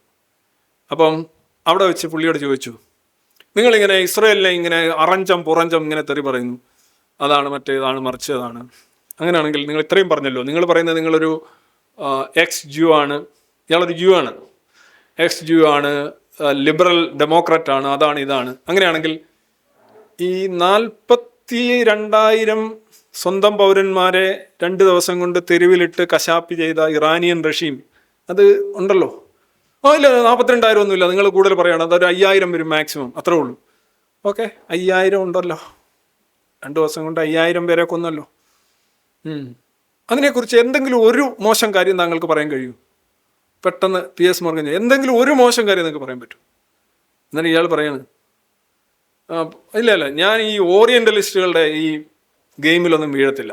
ഓറിയൻ്റലിസ്റ്റുകൾ എന്ന് പറഞ്ഞാൽ ഈ പൗരസ്യരായിട്ടുള്ള ആളുകൾ ഇങ്ങനെ ട്രാപ്പ് ചെയ്യാണ്, മറ്റതിനെക്കുറിച്ച് പറയുക, എനിക്ക് ഒരു വശത്തെക്കുറിച്ച് പറഞ്ഞാൽ മതി. അപ്പം ഇറാനിയൻ റഷീമിനെ കുറിച്ച് ഒരു മോശം കാര്യം പോലും പറയാൻ പുള്ളിക്ക് സാധിക്കുന്നില്ല. പുള്ളി ഒരു ഇസ്ലാമിസ്റ്റ് അല്ല, പക്ഷേ is doing the same service. ജൂതനാണ്, റൈറ്ററാണ്, പിന്നെ ഇടതാണ്. അതാണ് ഏറ്റവും വലിയ രസം. ഇടത് എന്ന് പറയുന്നതിൻ്റെ എല്ലാം കൂടെ ഒരു സമുച്ചയമായിട്ട് വരും. എല്ലാവർക്കും കൊടുക്കുന്ന ഒരു വ്യാപകമായിട്ടുള്ള ഒരു ലൈസൻസാണ് പുള്ളിയും ഉപയോഗിക്കുന്നത്. ഞാൻ പറഞ്ഞില്ല, ഹമാസ് എന്തു ചെയ്താലും അത് നന്മയായിരിക്കും. ഇതെവിടെയാണ് അവസാനം നമ്മൾ കേട്ടിട്ടുള്ളത്? അത് ഇസ്ലാമിസ്റ്റുകൾ പറയുന്നത് മുഹമ്മദ് കൊന്നിട്ടുണ്ടെങ്കിൽ അത് കരുണയായിരിക്കും എന്ന് അടുത്തൊരു ഒരു പ്രഭാഷകൻ പറയുന്നുണ്ട്. പുള്ളി പറഞ്ഞ സത്യം അങ്ങനെ, അതിൻ്റെ അർത്ഥം വേറെ അർത്ഥമൊന്നും ഇല്ല. ഈ പുള്ളി റഷ്യൻ സപ്പോർട്ടറാണ്, റഷ്യയിലൊക്കെ പോയി പരിപാടികളിൽ പങ്കെടുക്കുന്നുണ്ട്, ഇറാനിയൻ നാഷണൽ TV വേണ്ടി സംസാരിക്കാറുണ്ട്. പുള്ളിയൊക്കെയാണ് യഥാർത്ഥത്തിൽ ഈ ബേസിക്കലി എന്താണ് ഈ ലെഫ്റ്റ് ഇസ്ലാമിസ്റ്റ് ഐഡിയയുടെ ബേസിക് ആയിട്ടൊരു സാധനം എന്നറിയാമോ? ബൊക്കോ ഹറാമാണ്. അതായത് ബൊക്കോ ഹറാം എന്ന് പറഞ്ഞാൽ, ബൊക്കോ എന്ന് പറഞ്ഞാൽ വെസ്റ്റാണ്, പാശ്ചാത്യമായ സംസ്കാരം, സ്കൂള്, വിശ്വാസങ്ങൾ, ജനാധിപത്യം, ലിബറൽ ഡെമോക്രസി, സ്ത്രീകളുടെ വസ്ത്രധാരണം, LGBT, എല്ലാ കാര്യങ്ങളും ഉണ്ടല്ലേ. പാശ്ചാത്യം എന്ന് പറയുന്ന എൻ്റെ മൂല്യബോധത്തെ തിരസ്കരിക്കുക എന്നുള്ളതാണ് ബൊക്കോ ഹറാം. ഹറാമാണ് ബൊക്കോ. അത് ഡ്രസ് കോഡായിരിക്കാം, ചിലപ്പോൾ ഇംഗ്ലീഷ് വിദ്യാഭ്യാസമായിരിക്കാം, അല്ലെങ്കിൽ സ്ത്രീയും പുരുഷനും ഇടകലരുന്നതായിരിക്കാം, അല്ലെ ലിബറൽ ഡെമോക്രസി ആയിരിക്കാം, സ്ത്രീകളുടെ വോട്ടവകാശമായിരിക്കാം, LGBT റൈറ്റ്സ് ആയിരിക്കാം. അതിനെയെല്ലാം ഹറാം, ബൊക്കോ ഹറാം. ബൊക്കോ ഹറാമിൻ്റെ അർത്ഥം അതൊരു ഭീകര സംഘടനയുടെ പേരുമാണ്. ഇസ്ലാമോ ലെഫ്റ്റ് എന്ന് പറഞ്ഞാൽ ബൊക്കോ ഹറാമാണ്. നിങ്ങൾ ഏതെങ്കിലും ഒരു ലെഫ്റ്റ് പണ്ഡിതനെ നോക്കൂ, അവർ അമേരിക്കയ്ക്കെതിരെ സംസാരിച്ചുകൊണ്ടിരിക്കും, വെസ്റ്റിനെതിരെ സംസാരിച്ചുകൊണ്ടിരിക്കും, പാശ്ചാത്യർക്കെതിരെ സംസാരിച്ചുകൊണ്ടിരിക്കും, യൂറോപ്യൻകാരുടെ ഹിസ്റ്ററി പറഞ്ഞുകൊണ്ടിരിക്കും. ഹിസ്റ്ററി എല്ലാം ഉണ്ട്.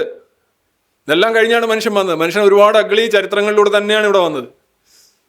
വലിയ വലിയ കുരിശു യുദ്ധങ്ങളിലൂടെയും ആയുധങ്ങളുടെയും പീഡനങ്ങളിലൂടെയൊക്കെ കടന്ന് രക്തച്ചാലുകൾ നീന്തി തന്നെയാണ് മനുഷ്യരാശി ഇവിടെ വന്ന് നിൽക്കുന്നത്.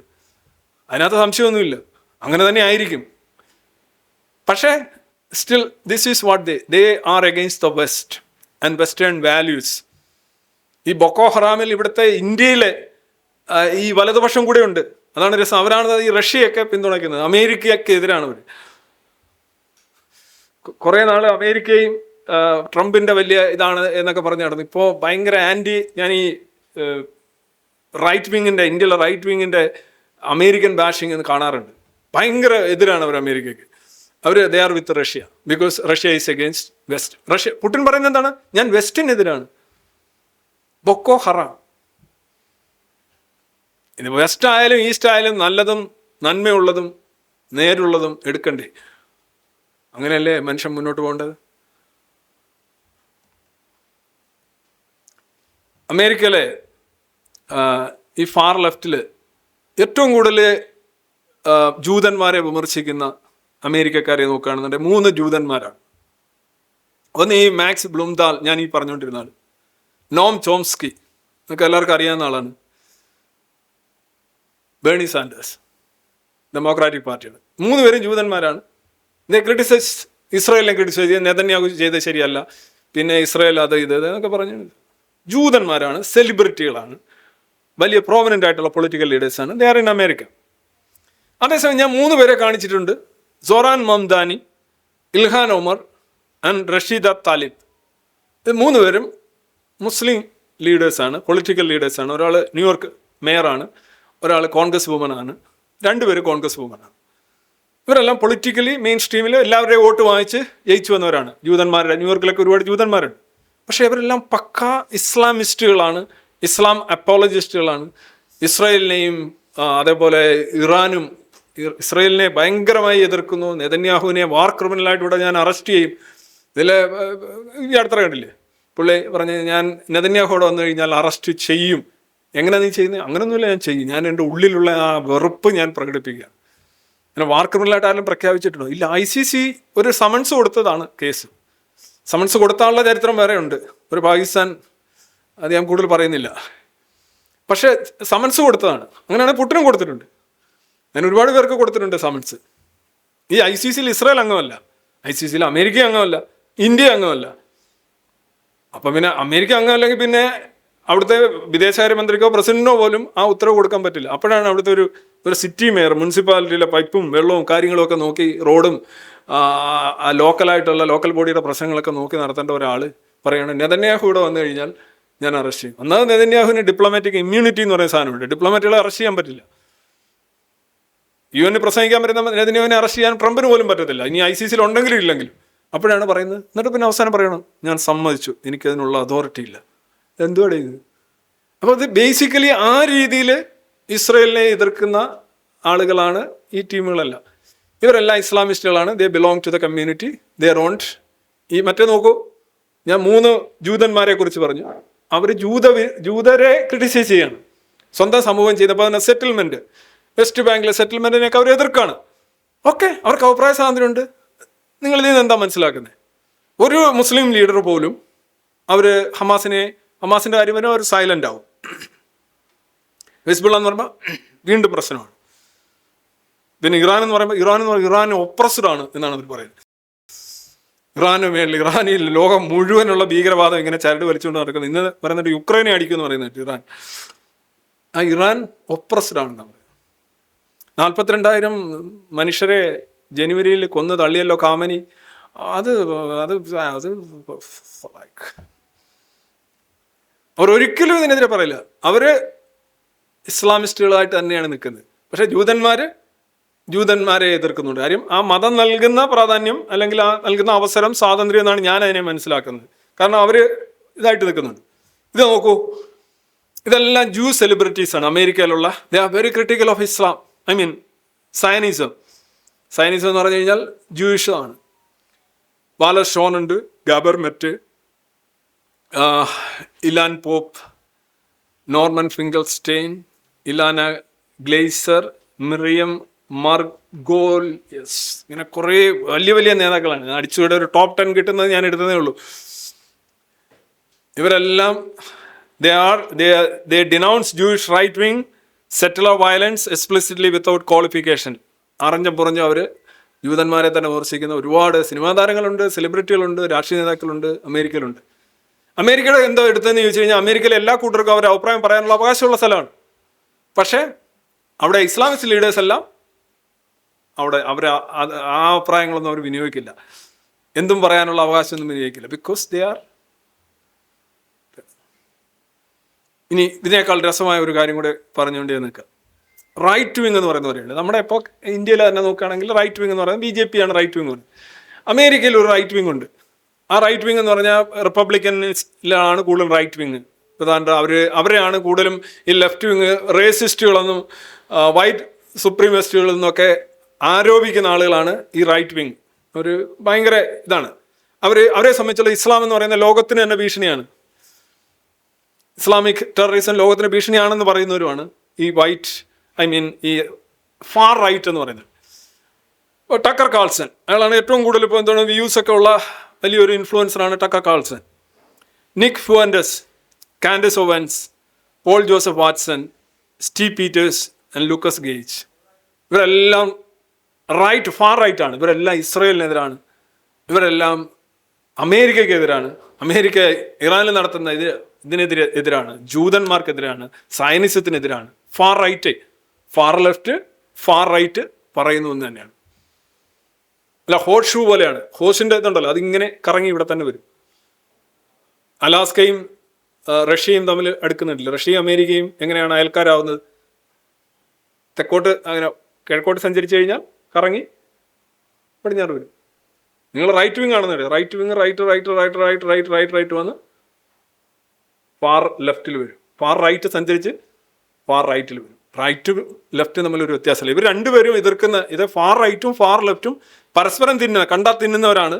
പക്ഷെ അവർ എതിർക്കുന്നത് they are actually united by antisemitism, anti Zionism and against Israel. ഇതാണ് വണ്ടർഫുൾ ആയിട്ടൊരു അവസ്ഥ. ഇവരെന്നും ഓരോരുത്തർ പേഴ്സണലായിട്ട് ഞാൻ പറയുന്നില്ല. They have a shared antisemitism and they never condemn and they refrain from calling these groups terrorist. ഈ ഹിസ്ബുള്ളയെ കുറിച്ച് പറയുകയാണെങ്കിൽ അവർ ടെററിസ്റ്റ് എന്ന് വിളിക്കത്തില്ല. ഏതാ ഈ വലതുപക്ഷ ഫാർ റൈറ്റിനെ അറിയാൻ പറയുന്നത്. അവർ ടെററിസ്റ്റ് എന്ന് വിളിക്കത്തില്ല. ഫാർ ലെഫ്റ്റ് അവർ പണ്ടേ വിളിക്കത്തില്ല. അവർ വിളിക്കുന്നത് എന്താണ്? ഒപ്രസേഴ്സ്, ചെറുത്തുനിൽപ്പ് പോരാളികൾ എന്നൊക്കെയാണ് നമ്മുടെ പത്രങ്ങളൊക്കെ ദേശാഭിമാനിയൊക്കെ എഴുതുന്ന പോരാളികൾ, ഹമാസ് പോരാളികൾ. ഞാനും തമാശയ്ക്ക് പറയാറുണ്ട്. But actually the term I would like to use is freedom rapist. അതാണ് അവർ എവിടെ പോയാലും അവരുടെ നമ്പർ 1 അതാണ്. And they refrain from calling these groups terrorist. Instead they praise their tactics and use Hamas or Iranian propaganda to fuel anti semitic tropes online. ഇവരെപ്പോഴും പറയുന്നതാണ് ഈ America ഇറാനെ അടിച്ചിട്ടൊന്നും ഒരു പ്രയോജനമില്ല. അത് ഇറാനെയൊക്കെ ഭയങ്കര പുകഴ്ത്തലാണ് ഈ ഫാർ റൈറ്റ്. അവിടെ ടക്കർ കാൾസൺ ഉൾപ്പെടെയുള്ള ടീം, വലിയ വലിയ ടീമുകളുണ്ട്. അമേരിക്ക ആരെങ്കിലും എന്തെങ്കിലും ചെയ്യുകയാണെങ്കിൽ അമേരിക്ക. നിങ്ങൾ CNN കണ്ടിട്ടുണ്ടോ? CNN ഇപ്പോൾ വരുന്ന വാർത്തകൾ നോക്കുക, ഫുൾ അമേരിക്കക്കെതിരെയാണ്. CNN അവിടുത്തെ നമ്പർ 1 ചാനലുകളിൽ ഒന്നായിരുന്നു. എന്തായാലും ഫുൾ അമേരിക്കക്കെതിരെയാണ്. It's controlled by these groups. ഒന്നിൽ ഫാർ റൈറ്റ്, ഫാർ ലെഫ്റ്റ്, അല്ലെങ്കിൽ ഇതാണ്. അപ്പം CNN വാർത്ത എടുത്ത് തന്നെ ഇറാൻ്റെ തസ്നീം ന്യൂസ് എടുത്ത് ഇറാനിൽ കൊടുക്കും. നിങ്ങൾ അമേരിക്കക്കാരെ കുറിച്ച് പറയുന്നുണ്ടോ? അമേരിക്ക പറഞ്ഞു 4 പേരെ കൊല്ലപ്പെട്ടുള്ളൂ. ഇപ്പോൾ 4 അല്ല 5 ഉണ്ട്. CNN ചർച്ച. ഉടനെ അതെടുത്ത് ഇത് കൊടുക്കും. ഇറാനിൽ എത്ര കൊല്ലപ്പെട്ട് അതൊന്നും വിഷയമല്ല. ഇറാൻ പോരാട്ടത്തിലാണ്. അതുപോലെ തന്നെ enemy of my enemy, Andrew Anglin, Marjorie Taylor Greene, ഇവരെ അറിയാമല്ലോ ഒരു വിഷയം, സ്റ്റീവ് ബ്രാനൻ, ഇവരെല്ലാം തന്നെ they are basically They are called white supremacist, fascist, Islamophobes and colonial oppressor by the far left. ഇവരെ വിളിക്കുന്നത് ഫാർ ലെഫ്റ്റ് ഇതൊക്കെയാണ് വിളിക്കുന്നത്. പക്ഷേ ഫാർ ലെഫ്റ്റ് പറയുന്ന അതേ അഭിപ്രായമാണ് ഈ ജൂതൻ്റെ കാര്യത്തിലും ന്യൂനപക്ഷത്തിൻ്റെ കാര്യത്തിലും ഇസ്രായേലിൻ്റെ കാര്യത്തിലും അമേരിക്കയുടെ കാര്യത്തിലും വെസ്റ്റിൻ്റെ കാര്യത്തിലും. ഇവരെല്ലാം വെസ്റ്റേൺ മൂല്യങ്ങൾ ഇവരെല്ലാം തന്നെ യഥാർത്ഥം ചെയ്യുന്നതെന്ന് വെച്ച് കഴിഞ്ഞാൽ ഇവിടെ നിന്ന് പോയിട്ട് എന്താണ് അമേരിക്കയിലേക്ക് പോവാണ്. എന്നിട്ട് അവിടെ പോയി കൊടി പൊക്കുന്നു. എന്തിന്? കൊടി ഇവിടെ പൊക്കാറുന്നല്ലോ. ഒരു അറബി കഥ പോലെ പോവുകയാണ് ഇവിടെ. This is last one. ഇസ്ലാമിനെ സംബന്ധിച്ച് ഈ ആളുകൾ ചെയ്തുകൊണ്ടിരിക്കുന്നതിൻ്റെ ഒരു ചരിത്രപരമായ ഉദാഹരണം, സ്റ്റാറ്റിസ്റ്റിക്കലായിട്ടൊരു ഉദാഹരണം ഞാൻ പറഞ്ഞുതരാം. ജോൺ ഗാനിമിൻ്റെ ഒരു quote, let me quote and conclude. If you tolerate Islam, Islam will grow. When Islam grows, it will not tolerate you. It is as simple as that. കൂടുതലൊന്നും വിശദീകരിക്കുന്നില്ല. അപ്പോൾ ഈ ഇരകളി എന്ന് പറയുന്നത്, ഈ ഇരവാദ ഉയർത്തൽ എന്ന് പറയുന്നത് ഒരു പ്രിൻസിപ്പൽ ടൂളായിട്ടാണ് ഉപയോഗിച്ചുകൊണ്ടിരിക്കുന്നത്. നിങ്ങൾ ഏതൊരു ഇസ്ലാമിസ്റ്റ് ലെഫ്റ്റ് പത്രങ്ങളോ മാധ്യമങ്ങളോ പോസ്റ്റുകളോ നോക്കും, മൊത്തം ഇരവാദമാണ്, മൊത്തം ഇരവാദം. അതവർ ഉപയോഗിക്കുന്നത് അതൊരു നരേറ്റീവ്. ആളുകൾ വിചാരിക്കും അയ്യോ കുറേ പരാതി പറയുന്നില്ല. പരാതി അല്ലത്. ഈ പരാതി പറയുന്ന വ്യക്തിയാണേലും സംഘടനയാണേലും ഉണ്ടാകുന്ന ഒരു പ്രശ്നം എന്ന് പറഞ്ഞു കഴിഞ്ഞാൽ അവർ പൊളിറ്റിക്കൽ നരേറ്റീവിൽ അപ്പർ ഹാൻഡ്. ഇപ്പോൾ നിങ്ങൾ ആരെങ്കിലും ഒക്ടോബർ 7 നടന്ന ആ ഭീകരമായ പ്രശ്നത്തെക്കുറിച്ച് ലോകത്ത് ആരെങ്കിലും സംസാരിക്കുന്നുണ്ടോ? എത്ര ഭയാനകമാണത് സംഭവമാണെന്ന് നടന്നത്. അത് വീണ്ടും വീണ്ടും ഒരു 7 മണിക്കൂർ ഫുട്ടേജ് യൂട്യൂബിൽ കിടപ്പുണ്ടായിരുന്നു. കാണാൻ പോലും കഴിയാത്ത രീതിയിലാണ്. പക്ഷെ അതിനെക്കുറിച്ചല്ല ആളുകൾ സംസാരിക്കുന്നത് അതിനുള്ള ഇസ്രായേലിൻ്റെ പ്രതികരണത്തെക്കുറിച്ചാണ്, അതിനെക്കുറിച്ചുള്ള പരാതികളാണ്, അതിനെക്കുറിച്ചുള്ള റിപ്പോർട്ടുകളാണ്. രണ്ടും പറഞ്ഞാൽ പിന്നെയും മനസ്സിലാക്കാം. ഇത് ഇസ്രായേൽ ബോംബിട്ടപ്പോൾ ആളുകൾ മരിച്ചു, കൊല്ലപ്പെട്ടു, ഓക്കെ, റൈറ്റ്, അത് ഉണ്ടാവാൻ പാടില്ല, നമ്മൾ സങ്കടകരമായ ഒരു കാര്യം തന്നെയാണ്. പക്ഷേ അങ്ങനെ ഒരു ബാലൻസ് ഇല്ല. ഇപ്പം ഇസ്രായേൽ എന്ത് ചെയ്യും? ഇസ്രായേൽ എന്തോ ഇത് അങ്ങോട്ട് നിന്ന് അടിച്ചതുപോലെയാണ് തോന്നുക. അത് തന്നെയാണ് ഇവിടെ ഇക്കാര്യത്തിലും സംഭവിക്കുന്നത്. ഇരകളി നമ്മുടെ രാഷ്ട്രീയത്തിൻ്റെ ഒരു ബേസിക് ആയിട്ടുള്ള ഒരു സിലബസ് ആയിട്ട് മാറിക്കഴിഞ്ഞിരിക്കുന്നു. അതിൻ്റെ ഒരു പരിണതി കൂടിയാണ് നമ്മളിപ്പോൾ ഈ എക്സ് മുസ്ലിം വൈ മുസ്ലിമിലും കാണുന്നത്. അതൊരു ഇസ്ലാമിനെതിരെയുള്ള ജെന്യുവനായിട്ടുള്ള അല്ലെങ്കിൽ കാര്യക്ഷമമായ അല്ലെങ്കിൽ എഫക്റ്റീവായിട്ടുള്ള മാറ്റമുണ്ടാക്കുന്ന വിമർശനം. വെറുതെ അതോടെ പറയണമല്ല, ചുമ്മാ അതിങ്ങനെ തഴുകി തലോടി പോകുമ്പോൾ അവിടെ ഒന്നും ഉണ്ടാവില്ല. മാറ്റമുണ്ടാക്കാൻ ശേഷിയുള്ള വിമർശനങ്ങളെ ആദ്യമായി ചെന്ന് തടയുന്നത് ഇവിടുത്തെ എക്സ് മുസ്ലിമാണ്. I would like to ask them why. That is why Muslims. Okay? സാറേ, നമ്മുടെ ഈ പാലസ്തീൻ സ്വതന്ത്ര രാഷ്ട്രമാകുന്നതിനെ കുറിച്ച് നമ്മുടെ നിലപാട് എന്താണ്? പാലസ്തീൻ സ്വതന്ത്ര രാഷ്ട്രമാകുന്നതിനെ കുറിച്ച് എന്താണ് നിലപാട് എന്ന് പാലസ്തീൻ എൻ്റെ നിലപാടേ ഞാൻ പറയുന്നുള്ളൂ, ഞാനല്ലാതെ പേഴ്സൺ. പാലസ്തീൻ എന്ന് പറഞ്ഞു കഴിഞ്ഞൊരു പ്രദേശം നമുക്കുണ്ടാകാം. ആ പാലസ്തീൻ എന്ന് പറഞ്ഞാൽ ഇന്ന് പ്രധാനമായിട്ടും Jordan, Israel, west bank, Gaza, ഈ 4 വിഭാഗങ്ങളായിട്ടാണുള്ളത്. അതിൽ വെസ്റ്റ് ബാങ്കിൽ 3 ഡിവിഷൻ പ്രകാരം ഈ സോക്കോൾഡ് അറബ്സ് ജീവിക്കുന്നുണ്ട്. ഗാസയിൽ അറബ്സ് ഉണ്ട്. അറബ്സ് എന്ന് പറഞ്ഞാൽ ഈജിപ്ഷ്യൻസ് ആണ് പ്രധാനമായിട്ടും. ഈ വെസ്റ്റ് ബാങ്കും ഗാസയും 1967 യുദ്ധത്തിൽ ഇസ്രയേൽ മോചിപ്പിച്ചതാണ്. ഈജിപ്തിൻ്റെ കോളനിയായിരുന്നു ഗാസ, ജോർഡൻ്റെ കോളനിയായിരുന്നു വെസ്റ്റ് ബാങ്ക്. ഈ 2 കോളനികളെ 1967 യുദ്ധത്തിൽ ഇസ്രായേലാണ് മോചിപ്പിക്കുന്നത്. അപ്പോൾ സ്വാതന്ത്ര്യം വേണമെന്ന് പറഞ്ഞാൽ ആദ്യം പൈസ കൊടുക്കേണ്ടത് അല്ലെങ്കിൽ ഇസ്രായേലിനാണ് യഥാർത്ഥത്തിൽ. ഈ ഫ്രീ പാലസ്തീൻ എന്ന് പറയുമ്പോൾ പാലസ്തീനെ ഫ്രീ ആക്കി വെച്ചിട്ടുണ്ട്, ഇസ്രായേൽ ചെയ്തിട്ടുണ്ട്. അത് വെസ്റ്റ് ബാങ്കും ഫ്രീ ആണ്, ഗാസയും ഫ്രീ ആണ്. ആ ഗാസയിൽ നിന്നാണ് ഇസ്രായേലിന് നേരെ ആക്രമണം ഉണ്ടായത് ഈ ഒക്ടോബർ 7. ഇനി 2 സ്റ്റേറ്റ് സൊല്യൂഷൻ എന്ന് പറയുന്നത്, 2 സ്റ്റേറ്റ് സൊല്യൂഷൻ എന്ന് പറഞ്ഞു കഴിഞ്ഞാൽ ഇവിടെ കിടക്കുന്ന വെസ്റ്റ് ബാങ്ക് കുറച്ച് ഭാഗം, ഒരു 5500 സ്ക്വയർ കിലോമീറ്റർ, ഇവിടെ ഒരു 365 സ്ക്വയർ കിലോമീറ്റർ ഉള്ള ഗാസ, നടുക്ക് ഇസ്രായേൽ, ഇങ്ങനെ ഒരു രാജ്യം ഉണ്ടാകും എന്ന് നിങ്ങൾ കരുതുന്നുണ്ടോ? അതിന് സാധ്യതയില്ല. യഥാർത്ഥത്തിൽ 3 രാജ്യങ്ങൾ വേണേൽ പറയാം. ഗാസ എന്ന് പറയുന്ന രാജ്യം, വെസ്റ്റ് ബാങ്ക് എന്ന് പറയുന്ന രാജ്യം, ഇസ്രായേൽ. അത് വേണമെങ്കിൽ ഇപ്പോൾ ഓൾറെഡി ഉണ്ട്. അത് ബാക്കി വെച്ച് അതിർത്തിയൊക്കെ തിരിച്ചെന്ന് എസ്റ്റാബ്ലിഷ് ചെയ്താൽ മതി. 2 സ്റ്റേറ്റ് സൊല്യൂഷൻ എന്ന് പറയുന്നത് ഇമ്പോസിബിളാണ്. അത് പറയുന്നവർ പോലും കാര്യമായിട്ട് എടുക്കുന്നില്ല. പക്ഷേ എല്ലാവരും ലോകത്ത് 2 സ്റ്റേറ്റ് സൊല്യൂഷൻ എന്നാണ് പറയുന്നത്. 2 സ്റ്റേറ്റ് സൊല്യൂഷൻ ശ്രമിച്ചതാണ് 2006 അവിടെ ഇലക്ഷൻ നടന്നപ്പോൾ ഈ ഫത്ത എന്ന് പറയുന്ന വെസ്റ്റ് ബാങ്കിൽ ഭരിക്കുന്ന പാലസ്തീൻ അതോറിറ്റിയിൽ ഭരിക്കുന്ന കക്ഷിയും ഗാസയിലെ കക്ഷിയും, അതായത് ഹമാസും തമ്മിൽ പരസ്പരം കൊന്നു തള്ളുകയായിരുന്നു. 500 പേരാണ്. അത് വലിയ വലിയ കെട്ടിടത്തിന് മണ്ടയിൽ നിന്നൊക്കെ ആളുകൾ എടുത്ത് താഴോട്ടിടുകയായിരുന്നു. അങ്ങനെ ആ കൊലപാതകങ്ങളുടെ പരമ്പരകൾ അവസാനിച്ചത് ഈ പാലസ്തീൻ അതോറിറ്റി അല്ലെന്നുണ്ടെങ്കിൽ ഈ ഫത്ത എന്ന് പറയുന്ന പാർട്ടി അവിടെ നിന്ന് ഓടി രക്ഷപ്പെട്ടാണ്. അവിടെ ഉണ്ട് അവർ, പക്ഷേ ഹമാസിൻ്റെ സമ്പൂർണ്ണ നിയന്ത്രണത്തിലായി. അപ്പം ഇത് രണ്ടും ഒന്നാണെങ്കിൽ പോലും ഒരുമിച്ച് അവർ കഴിയാൻ കഴിയുന്നില്ല. ഇവർ രണ്ടുപേരും പാലസ്തീൻ അറബ്സ് ആണ്, ഈജിപ്ഷ്യൻസ് ആണ്, ജോർഡാനിയൻസ് ആണെന്ന് പറഞ്ഞാലും അവർ കഴിയാൻ പറ്റുന്നില്ല. ബട്ട് 2 സ്റ്റേറ്റ് സൊല്യൂഷൻ വർക്ക് ചെയ്യില്ല. പക്ഷേ നമ്മളെല്ലാവരും 2 സ്റ്റേറ്റ് സൊല്യൂഷന് പിന്തുണയാണ്. മനോരമയും മാതൃഭൂമിയും ഹിലരി ക്ലിൻ്റനും മറ്റേ ബിൽ ക്ലിൻ്റനും എല്ലാം 2 സ്റ്റേറ്റ് സൊല്യൂഷൻ്റെ ആൾക്കാരാണ്. പക്ഷേ അങ്ങനെ പറഞ്ഞുകൊണ്ടിരിക്കാം, എത്ര വർഷം വേണേലും പറഞ്ഞുകൊണ്ടിരിക്കാം. അത്രേ ഉള്ളൂ. പിന്നെ അത്രേ ഉള്ളൂ. അല്ലാതെ വേറെ പരമാധികാരം ഒരു രാഷ്ട്രം സ്വാതന്ത്ര്യമാകണമെന്ന് പറയുമ്പോൾ ആദ്യം ഒരു രാഷ്ട്രം ഉണ്ടാവണം.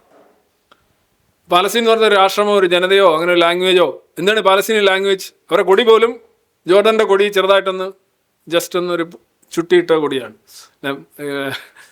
പ്രേംനസീറിൻ്റെ കാര്യം പറയുന്നതാണോ? ഇരട്ടകൾ, ഒരെണ്ണം ഒരു ചുട്ടിയുണ്ട്, ചുട്ടിയില്ല, ആ രീതിയിലുണ്ട്. ജോർഡൻ്റെ കൊടിയാണ്. പാലസ്തീൻ എന്ന് പറയുന്നത് ഇസ്രായേലും പാലസ്തീനാണ്. ആ സ്ഥലത്തിൻ്റെ പേര് പാലസ്തീൻ എന്നാണ്. ഇസ്രായേലാണ് പാലസ്തീൻ യഥാർത്ഥത്തിൽ. ഇപ്പം ഇങ്ങനെയുള്ള അവസ്ഥയിൽ പോകും. അത്രേ ഉള്ളൂ. വെസ്റ്റ് ബാങ്കിൽ PA ഭരിക്കും, അല്ലെങ്കിൽ വേറെ ഏതെങ്കിലും പാർട്ടി ഭരിക്കും. ഗാസയിൽ എന്തായാലും ഹമാസ് മാറിയിട്ടുണ്ട്. അങ്ങനെ പോകും. ഇത് ഇങ്ങനെ കണ്ടിന്യൂ ചെയ്ത് പോകും. അല്ലാതെ എനിക്ക് അതിനകത്തൊരു സൊല്യൂഷൻ കാണാൻ കഴിയുന്നില്ല. എനിക്ക് വേണമെങ്കിൽ പറയാൻ 2 സ്റ്റേറ്റ് സൊല്യൂഷനെ ഞാൻ അംഗീകരിക്കുന്നു. എങ്ങനെ 2 സ്റ്റേറ്റ് ഉണ്ടാക്കുന്നത്? മേ ബി 3 സ്റ്റേറ്റ്സ് അത് നടക്കുമായിരിക്കും. ഓക്കെ, അപ്പം സമയം അതിക്രമിച്ചുകൊണ്ട് ഞാൻ ഇവിടെ വെച്ച് നിർത്താണ്. എല്ലാവർക്കും നമസ്കാരം. Thank you.